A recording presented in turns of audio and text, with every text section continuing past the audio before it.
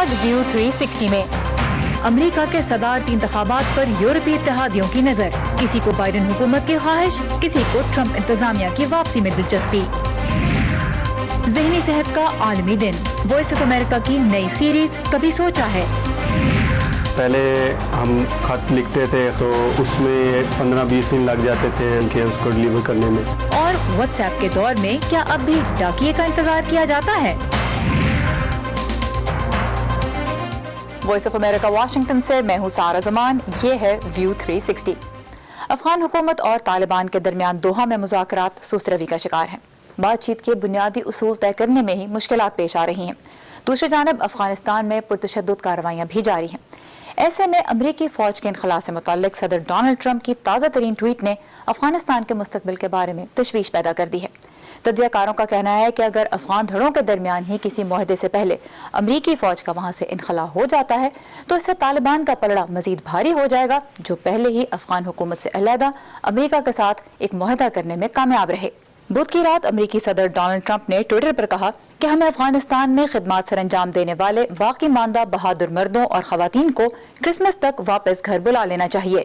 اب صدر ٹرمپ نے یہ ٹویٹ ایک ایسے وقت پہ کی ہے جب امریکہ کے صدارتی انتخابات سر پہ کھڑے ہیں اور وائٹ ہاؤس کورونا وائرس کی زد میں ہے۔ اس وقت صدر ٹرمپ اور ان کی اہلیہ کے ساتھ ساتھ وائٹ ہاؤس اور ٹرمپ کیمپین سے منسلک کم از کم 10 افراد کورونا پازیٹو ہیں اور گھر سے کام کر رہے ہیں، اور امریکہ کی اعلیٰ عسکری قیادت کے بھی کم از کم 10 عہدیدار کورونا وائرس کے باعث قرنطینہ میں ہیں۔ 2 عہدیداروں میں تو کورونا کی تشخیص بھی ہو چکی ہے، جبکہ دیگر نے احتیاطی طور پر سماجی فاصلہ اختیار کر رکھا ہے۔ فروری میں امریکہ نے افغان طالبان کے ساتھ جو معاہدہ کیا تھا اس کے تحت تو مئی 2021 تک امریکی افواج کا انخلاء افغانستان سے مکمل ہوگا، اور جس وقت صدر ٹرمپ نے یہ ٹویٹ کی اس سے کچھ ہی گھنٹے پہلے امریکہ کے مشیر برائے قومی سلامتی یہ کہہ چکے تھے کہ اگلے سال کے آغاز تک افغانستان سے امریکی فوجیوں کی تعداد کم کر کے 2500 تک کر دی جائے گی۔ وائس آف امریکہ کی پینٹاگون کورسپونڈنٹ کارلا بیب بتا رہی ہیں کہ امریکہ کی وزارت دفاع میں افغانستان سے متعلق کیا سوچا جا رہا ہے۔ Well, the president's tweet where he said the United States should pull صدر کی وہ ٹویٹ جس میں انہوں نے کرسمس تک افغانستان سے افواج کو واپس لانے کی بات کی ہے، اس کے لیے یقیناً محکمہ دفاع تیار نہیں تھا۔ جیسے ہی یہ ٹویٹ سامنے آئی اور اس کے بعد سے میں نے پینٹاگون سے رابطہ کیا اس پر رد عمل لینے کے لیے، لیکن مجھے اور دوسرے تمام رپورٹرز کو اس پر وائٹ ہاؤس سے بات کرنے کے لیے کہا جاتا رہا۔ ایک ملٹری آفیشل نے مجھے نام ظاہر نہ کرنے کی شرط پر بتایا کہ اس ٹویٹ سے انہیں پہلی بار افغانستان سے اس سال کے آخر تک تمام امریکی فوجیوں کو واپس لانے کے بارے میں سننے کو ملا ہے، اور یہ بات نیشنل سیکیورٹی ایڈوائزر کی صرف چند گھنٹوں پہلے کی گئی اس بات کے بھی برخلاف ہے جس میں انہوں نے کہا تھا کہ امریکہ سن 2021 کے اوائل تک افواج میں کمی لا کر ان کی تعداد 2500 تک لائے گا۔ اس بارے میں تشویش یہ ہے کہ امریکہ نے افغانستان سے اپنے انخلاء کو کچھ شرائط سے منسلک کیا تھا، اور گراؤنڈ پر موجود امریکی کمانڈرز کے مطابق وہ طالبان سے کچھ یقین دہانیاں چاہتے تھے، جیسے یہ کہ وہ افغانستان کو القاعدہ اور اسلامک اسٹیٹ جیسی تنظیموں کی محفوظ پناہ گاہیں نہیں بننے دیں گے۔ عسکری لیڈرز کے مطابق ابھی تک ایسی کوئی یقین دہانی نہیں کرائی گئی۔ صرف افغانستان اور پاکستان میں 20 دہشت گرد تنظیمیں موجود ہیں۔ امریکہ اس علاقے کو دنیا میں دہشت گرد تنظیموں کی سب سے بڑی تعداد والا علاقہ سمجھتا ہے۔ امریکہ کا افغانستان میں قیام اس لحاظ سے انتہائی اہمیت کا حامل تھا کہ امریکہ پر 9/11 جیسے کسی اور حملے کو روکنے کو یقینی بنایا جا سکے۔ تو آئندہ آنے والے دنوں میں یہ دیکھنا دلچسپ ہوگا کہ اس ٹویٹ پر کیسے عمل درآمد ہوتا ہے اور زمین پر موجود امریکی کمانڈرز اس پر کیسا رد عمل دیتے ہیں۔ افغانستان میں 19 سال سے امریکہ کے ساتھ نیٹو افواج بھی موجود ہیں۔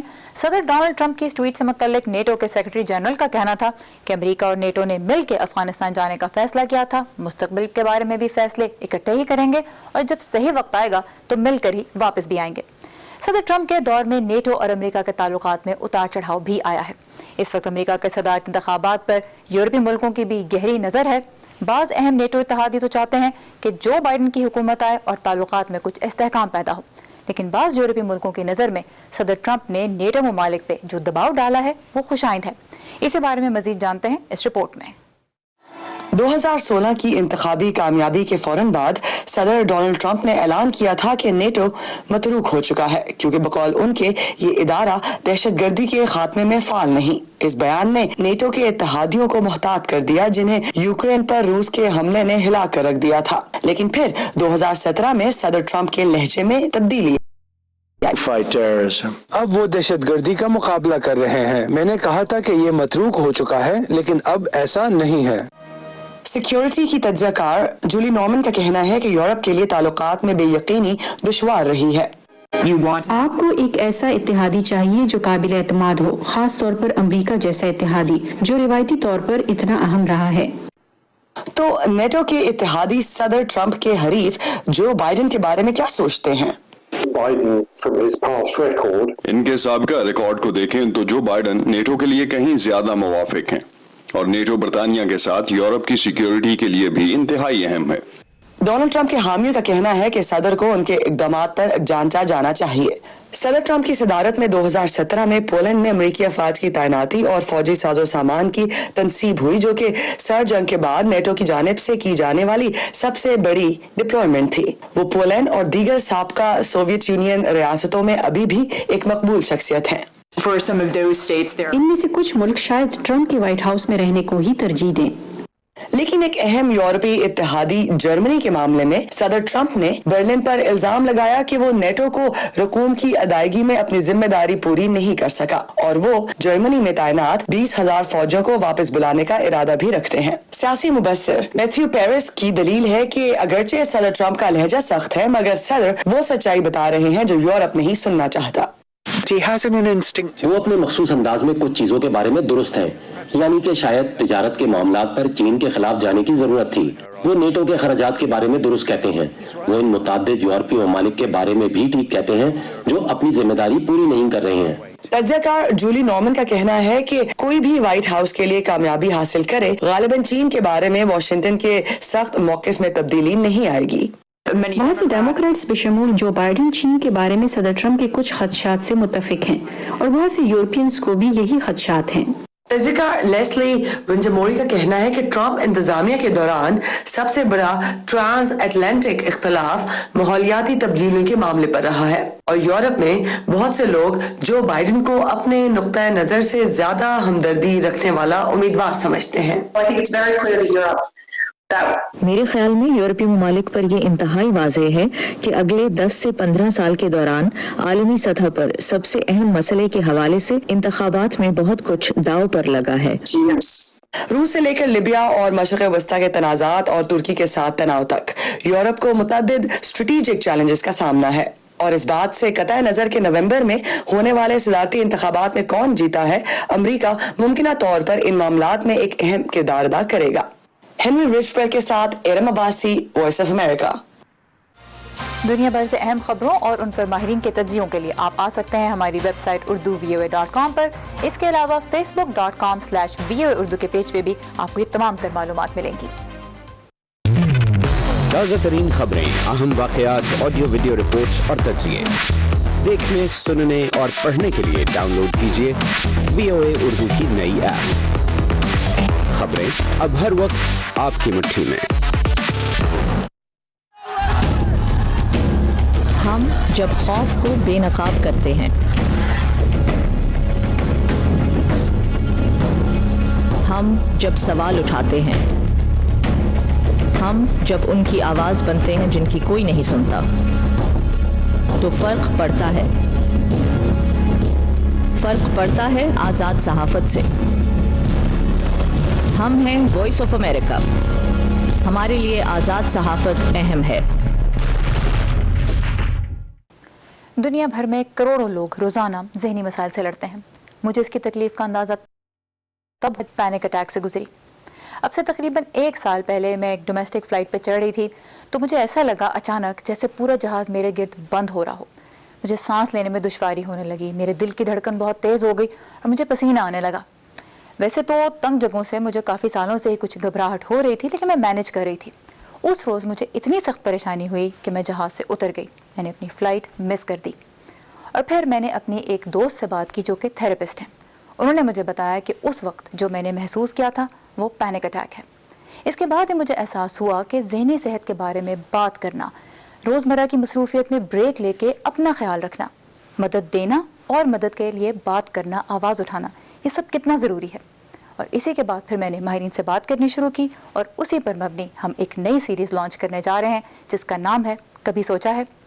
कल दुनिया भर में ज़हनी सेहत का आलमी दिन मनाया जाएगा और उसी की मुनासबत से हम ये सीरीज़ लॉन्च कर रहे हैं जो आप उर्दू VOA की वेबसाइट और उसके अलावा हमारे डिजिटल प्लेटफॉर्म्स यानी फेसबुक और इंस्टाग्राम और ट्विटर पे भी ये सीरीज़ देख सकेंगे। बाहर की दुनिया से तो हम रोज ही लड़ते हैं, पर जब लड़ाई अपने आप से होने लगे, अपना ही चेहरा बेगाना लगने लगे, अपने अंदर के शोर में कुछ सुनाई न दे तो क्या करें? कभी सोचा है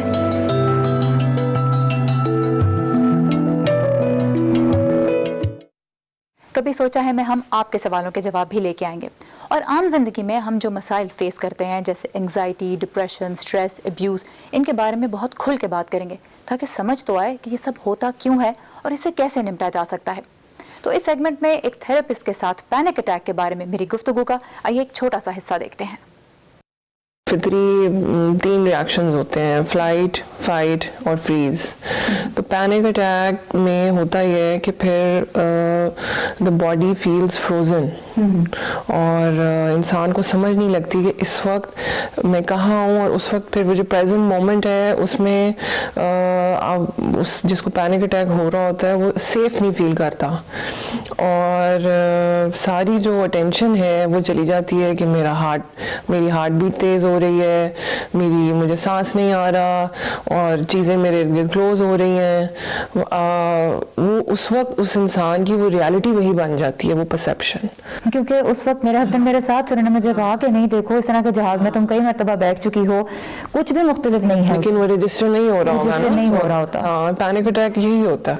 क्यों होता है पैनिक अटैक? पुराने स्ट्रेसेस जो हैं आपकी ज़िंदगी के, लाइफ स्ट्रेसेस जो भी, वो कहीं अनएड्रेस्ड हुए होते हैं, वो प्रोसेस नहीं हुए होते हैं, आप उनको कहीं अनकॉन्शियसली पाइल अप कर रहे होते हैं। तो पाइल अप होते होते होते जिस तरह एक कंटेनर है वो फुल हो जाएगा तो फिर वो छलकेगा, तो बॉडी एक्चुअली एग्जॉस्ट हुई होती है और वो टेंस हो जाती है। तो टेंस हो के फिर वो इस तरह अपनी जो एक एंग्जाइटी या टेंशन है उसको रिलीज ऐसे करती है जिस्मानी अलामात से। तो जो लोग नहीं अफोर्ड कर सकते काउंसलिंग, वो क्या करें? ख़ास तौर पर अगर हम सिर्फ डेली जो स्ट्रेस और एंग्जाइटी है, जो आम जिंदगी में हम जिस तनाव का सामना करते हैं, उसके लिए एक आम शख्स को आप क्या ऐसे टिप्स देंगी कि अगर वो काउंसलिंग अफोर्ड नहीं कर सकते तो फिर भी अपनी ज़िंदगी में कुछ मुस्बत तब्दीली ला सकें? अपनी ज़िंदगी में एक रूटीन लेकर आए जिसमें आप अपने ऊपर तवज्जो दें, अपने साथ कुछ वक्त गुजारें तन्हाई में, और जो आपके शौक़ हैं, आपकी हॉबीज़ हैं, जिनसे आप खुशी मिलती है आपको, वो काम करें और सांस लेना ना भूलें। शुक्रिया शुक्रिया शुक्रिया कोरोना से मुतासरा मरीजों का, इलाज करने वाले डॉक्टरों का, अपनी सेहत खतरे में डालकर काम जारी रखने वाले नर्सिंग और पैरामेडिकल स्टाफ का शुक्रिया, पुलिस और सिक्योरिटी इदारों के अहलकारों का, फलाई इदारों और रज़ाकारों का, दर्स व तदरीस का सिलसिला जारी रखने वाले असातिज़ा का, शुक्रिया हुकूमती एहलकारों का, सहाफियों का, और आप सबका, क्योंकि हम सब मिलकर इस वबा को हराएंगे। कभी सोचा है के लिए आप फेसबुक के जरिए हमारे साथ अपने सवाल भी शेयर कर सकते हैं। ज़हनी सेहत के आलमी दिन के मौके पे इस वक्त 24 घंटे का एक ग्लोबल मार्च जारी है। इसका नाम है स्पीक योर माइंड। इसमें आलमी इदारों समेत 19 ममालिक शिरकत कर रहे हैं। पाकिस्तान भी इसमें शामिल है और पाकिस्तान की नुमाइंदगी कर रहा है तस्कीन, कराची का एक गैर मुनाफा बख्श इदारा जो मेंटल हेल्थ पे ही काम कर रहा है काफ़ी सालों से और अवेयरनेस कैंपेन्स चलाते हैं ये। उसके अलावा इनकी हेल्पलाइन भी है जो लोगों की मदद करती है। तो इस मार्च के हवाले से और पाकिस्तान में मेंटल हेल्थ की सूरत हाल के बारे में नीलोफर मुगल ने तस्कीन से ही मुंसलिक डॉक्टर ताहा साबरी से बात की है। आइए देखते हैं।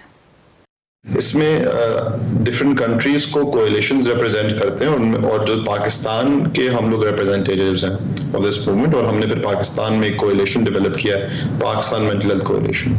इसका हिस्सा करेंटली है आगा खान, इंडस हॉस्पिटल, सेहत कहानी, IRD, साया हेल्थ और बहुत सारे मीडिया चैनल्स वगैरह को भी हमने ऑन बोर्ड लिया है, कंपनीज को भी ऑन बोर्ड लिया। और इस बार क्या हो रहा है on world mental health day के एक 24 आवर वर्चुअल मार्च हो रहा है, विच बेसिकली मीन्स के एक लाइव स्ट्रीम होना शुरू होगा फेसबुक, इंस्टाग्राम, टिकटॉक पे 24 घंटे का इवेंट। इसमें हर एक घंटा एक मुल्क के पास होगा और पाकिस्तान का जो घंटा है वो हम लोग उसको क्यूरेट कर रहे हैं। और उसमें क्या होगा कि इंटरव्यूज होंगे डिफरेंट सेलिब्रिटीज के, एक्सपर्ट्स के and most importantly policy makers के, जो कमिटमेंट्स कर रहे हैं कि यस بھی اب ہمیں مینٹل ہیلتھ کی طرف دھیان دینا ہے اور انویسٹمنٹ کرنی ہے اور اس مسئلے کو ہمیں صحیح طرح ایڈریس کرنا ہے. عام عوام بھی اس میں پارٹیسپیٹ کر سکتی ہے. اس کے ہمارے پاس فلٹرز بھی ہم نے ڈیولپ کیے ہیں. تو فلٹر میں ایسا لگے گا کہ وہ کہہ رہا ہوں وہ ایک پروٹیسٹ کے ابھی حصہ ہیں, تو وہ فلٹر پہ کوئی ویڈیو ریکارڈ کر کے لگا سکتے ہیں. ساتھ اگر وہ ایک تصویر کھینچ کے اپنی ہم ایسا شیئر کر سکتے ہیں, ہم لوگ تصویر لگا سکتے ہیں. تو بہت مختلف طریقے ہیں جس میں عام عوام بھی ہمارے ساتھ اس میں شامل ہو سکتی ہے. پاکستان میں اس وقت مینٹل ہیلتھ کی جو صورتحال ہے وہ کیا ہے اور لوگوں میں اس وقت کتنی آگاہی ہے اس بارے میں؟ کووڈ کی وجہ سے بالکل لینڈسکیپ چینج ہو گیا, بیکاز اس کی وجہ سے یہ ہوا کہ سبھی ذہنی ٹینشن کا شکار ہوئے. معاشی مسائل کی وجہ سے, مالی مسائل کی وجہ سے بہت لوگ متاثر ہوئے ہیں. اکانومی کو افیکٹ ہونے سے, جابز ختم ہونے سے بہت لوگ متاثر ہوئے ہیں. اس کے ساتھ جو لوگ بیماری کے خوف سے جو لوگ ونربل ہیں, اسپیشلی ایلڈرلی پاپولیشن, وہ بہت متاثر ہیں. اور ساتھ ساتھ جو لوگ جن کے خاندان میں کسی کا انتقال ہو گیا یا پھر کوئی عزیز کی جدائی ہو گئی, وہ لوگ بہت متاثر ہیں. تو اس کی وجہ سے کیا ہوا ہے کہ with in the last 6-7 months جو مینٹل ہیلتھ اور ذہنی صحت ہے, اس کی اہمیت بہت زیادہ بڑھ گئی ہے. ہمیں ابھی ہی جو میں ایڈووکیسی کرنی ہے, جو میں اور انٹرسٹ سول سوسائٹی کو لے کے آنا ہے, اسٹیک ہولڈرز کو لے کے آنا اور ایکسیس فراہم کرنی ہے, تو یہ this is the best moment to do. So دیکھیں, ہم جو نوٹس کر رہے ہیں کہ ایکسیپٹنس آتی جا رہی ہے, آگاہی بھی بڑھتی جا رہی ہے. ہم جیسے اور بھی بہت سارے ادارے اس ایشو پہ کام کر رہے ہیں, اور بہت ساری کمپنیز اب ہمارے پاس آتی ہیں مینٹل ہیلتھ سپورٹ کے لیے, اور وہ اپنے HR پالیسی, HR پروگرام جو ہے اس کو شامل کرنا چاہتے ہیں. ساتھ ساتھ اسکولز میں زیادہ آگاہی آ رہی ہے. اس طرح ہماری جو ہیلپ لائن ہے اس پہ ہر طرح کے لوگ فون کرتے ہیں, رکشے والوں سے لے کے دکانداروں سے لے کے میڈس سے لے کے ہر طبقے کے ہر اس کے لوگ اب ریچ آؤٹ کرتے ہیں. بس کریٹیکل چیز یہ کہ کس طریقے سے آپ اس کے بارے میں بات کرتے ہیں. اگر پاکستان میں طبی سہولتوں کو دیکھا جائے, ڈاکٹرز کو دیکھا جائے, کاؤنسلرز کو دیکھا جائے, یا مینٹل ہیلتھ کے حوالے سے جو خصوصی ادارے ہیں انہیں دیکھا جائے, تو پاکستان اس وقت کہاں کھڑا ہے؟ نیڈ بہت زیادہ ہے. تقریباً جو ایسٹیمیٹس ہیں کہ کووڈ کی وجہ سے تقریباً اراؤنڈ 50 لاکھ لوگ افراد متاثر ہیں, لیکن ہمارے پاس جو طبی امداد ہے وہ اپروپریٹ نہیں ہے. ہمارے پاس سہولتیں نہیں ہیں. Number of professional psychiatrist, psychologist are not enough. اور مسئلہ بھی یہ ہے کہ آگاہی کے بھی مسائل ہیں. ایک بہت بڑا مسئلہ ہے اسٹگما جو ہے, پھر تو آنا کا مسئلہ ہے, یا پھر معاشرتی جو ایٹیٹیوڈز ہیں ان کی وجہ سے لوگ پھر ہیلپ سیکھ نہیں کرتے, ان کو شرم آتی ہے آگے آنے سے, اور وہ پھر منفی طریقہ کار سے اپنی ٹینشن سے ڈیل کرتے ہیں, جس کی وجہ سے ان کی اور ان کے پورے خاندان والوں کی زندگی متاثر ہوتی ہے. امی, حکمران امریکہ کے ہوں یا ہندوستان کے, افغانستان کے یا پھر پاکستان کے, انہیں کچھ نہ کچھ تو کہنا ہے نا اپنے ملک کے لیے.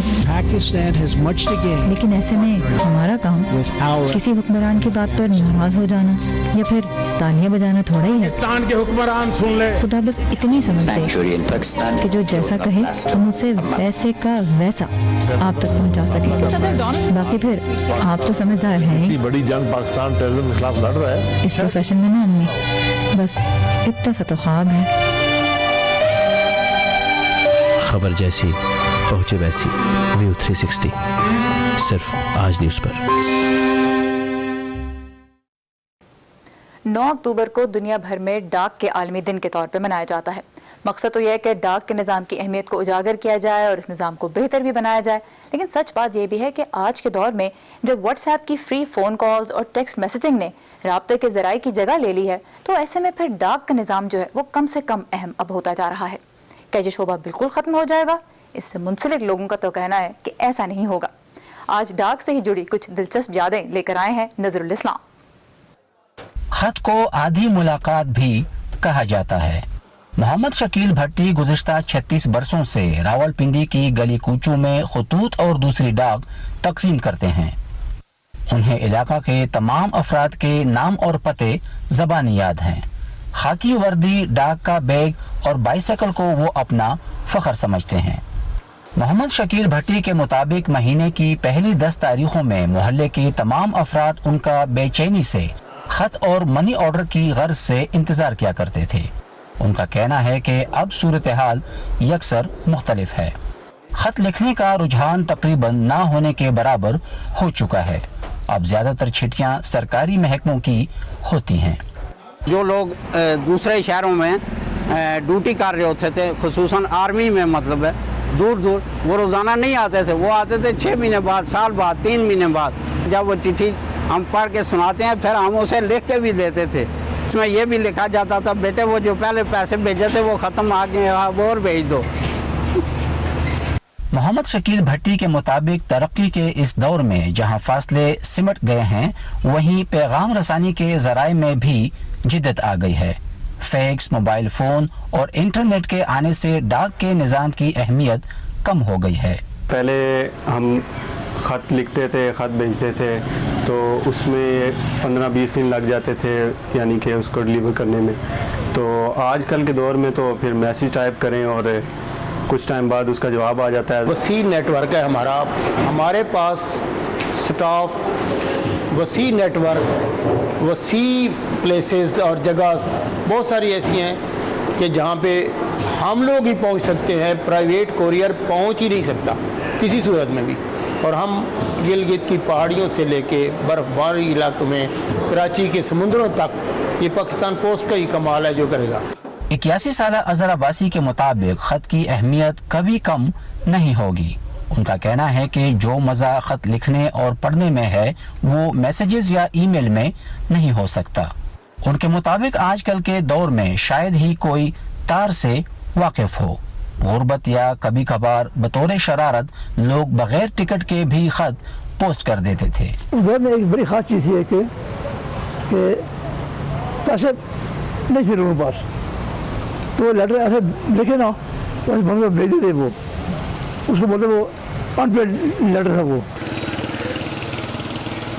شہریوں کا کہنا ہے کہ ڈاک کا استعمال اب صرف سرکاری چٹھیوں تک ہی محدود ہو کر رہ گیا ہے, لیکن حکام کا کہنا ہے کہ ڈاک کی اہمیت کبھی بھی ختم نہیں ہو سکتی اور اسے برقرار رکھنے کے لیے حکومت وقفے سے اصلاحات متعارف کرا رہی ہے, جس کا مقصد پاکستان پوسٹ کو منافع بخش ادارہ بنانا اور چھوٹے بڑے شہروں, قصبوں اور دیہاتوں میں انتہائی ارزاں قیمت پر سبک رفتار ڈاک کی ترسیل یقینی بنا کر لوگوں کو سہولت فراہم کرنا ہے. نظر الاسلام, وائس آف امریکہ, راولپنڈی. ابا جیسے کروڑوں لوگ جہاں ہر روز ایمانداری سے کام پر لگے ہوں, چاہے وہ دفتر میں ہوں یا کھیتوں میں, سڑکیں ہوں, بارڈرز, کھیل کا میدان یا کوئی انٹرنیشنل سٹیج. جب پاکستان کا نام روشن کرنے والوں کی کہانیاں کہنے کے لیے ہمارے پاس وقت کم پڑ جائے, جب پورا ملک ہی خود کو آگے لے جانے میں لگا ہو, تو پھر دنیا بھر میں اس کا پرسیپشن مٹھی بھر لوگ کیوں بناتے ہیں؟ We are almost there, but not there yet. لگتا ہے تھوڑی محنت اور کرنی ہوگی ہمیں بھی. ویو 360 صرف آج نیوز پر.